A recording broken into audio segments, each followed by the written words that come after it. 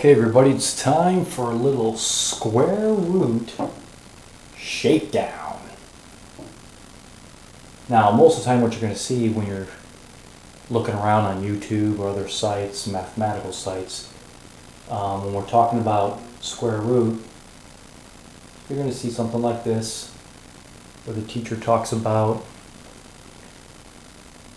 perfect square roots. Square root of 4 is 2, and the square root of 9 is 3, and the square root of 16 is 4. That's all fine and dandy, but what most people really want to know is, once they get going in mathematics in regards to square root, is how do we get square root for numbers like 75? Okay, because that's what's known as an imperfect square root, right? There's no two numbers that are going to be a whole number, like 16 has 4, for example. Okay? So normally what we see is this type of expression called factoring. Right? And eventually you end up way over here with this type of expression. Now, I'm not trying to knock factoring, it has its place in mathematics, but this is not very friendly. And quite frankly, it's not very useful. So this algebraic solution with no factoring, that's what we're after today. Okay. Now you'll notice down here as I'm running this video here today, and hopefully this camera's picking that up. I sure hope it is. And maybe I can zoom in a little bit there. At the bottom, that little equation right there is going to stay on there. I hope it's big enough in the high-res video here. There's your equation right there. For those of you who just want to hit the ground running, you don't want to waste your time looking at the whole video, there it is. Okay, that's the equation right there. There's an algebraic equation to give you the square root of any number.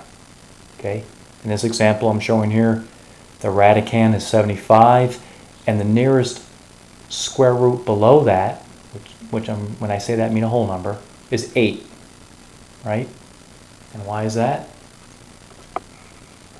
Just swing over here so you can see the logic behind that. Okay. Bounce back just a little bit here. Because 8 times 8 is 64, right? And 9 times 9 is 81. And 64 is less than 75, right? But 81 is not. So in this particular solution, we'll always want this square root that's below the radicand. Since 64 is below 75, we're going to use 8. Okay? So we're dealing with today a common question that I hear a lot and see a lot on many different mathematical sites and even on YouTube. And how do we get a square root for non-perfect numbers, right? How's that going to happen? Okay, so let's go on with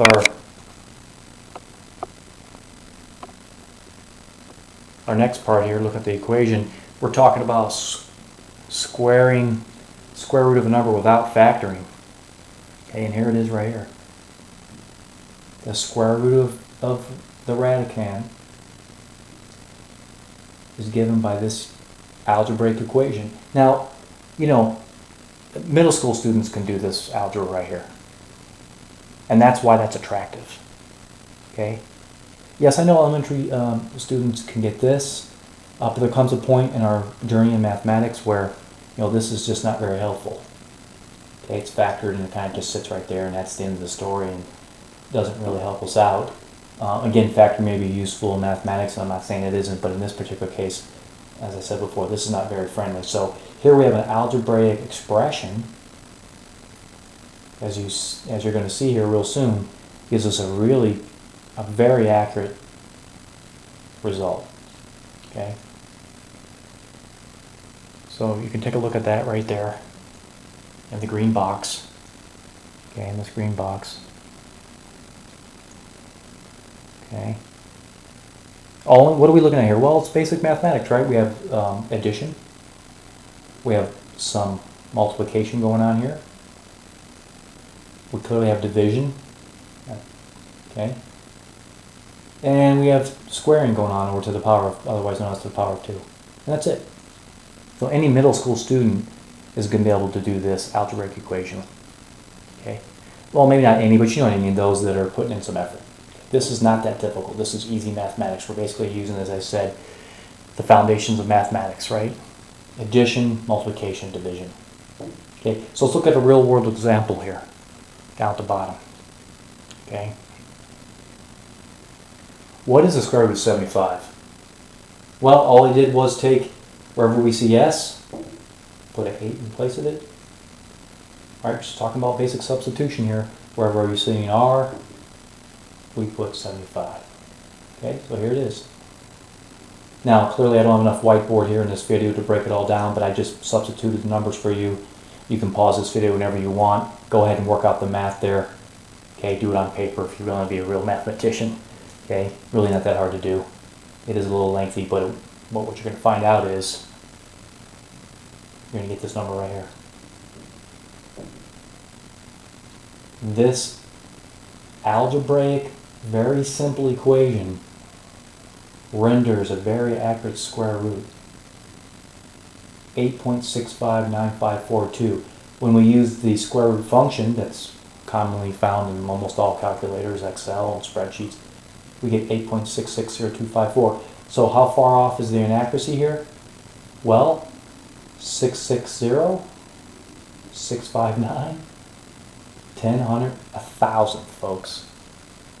This algebraic equation is returning accuracy to within 1,000th, the 1,000th place, right? That's pretty doggone accurate. If you want absolute accuracy, you can look on my YouTube channel and you'll see a calculus-oriented multivariable iterative function. You can use that. It's there. It's very accurate, as accurate as you want to be. Or for those who are in middle school or high school, or even just anybody for that matter who's looking for an algebraic expression to get square root.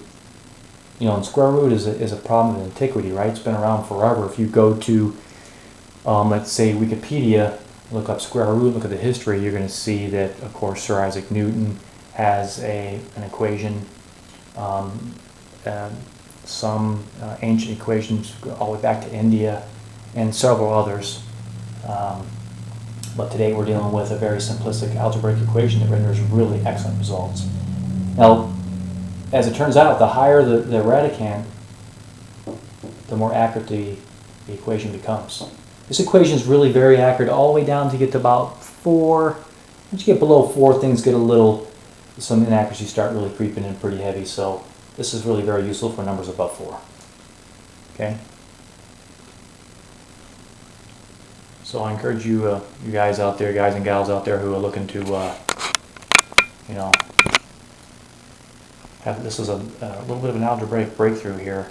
This is a solution that I was working on for quite a while and tinkering around with it and had different iterations of it, and finally I came up with this here, and it seems to be working really well. So I hope you guys enjoyed the video today. I honestly believe that this equation is going to continue to get better.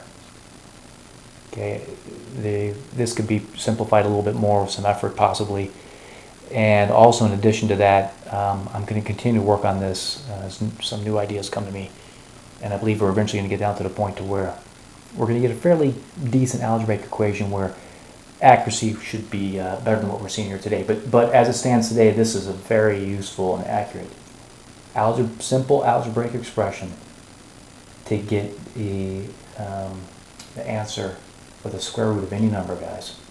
Okay, so again, thanks for watching, and good luck to all.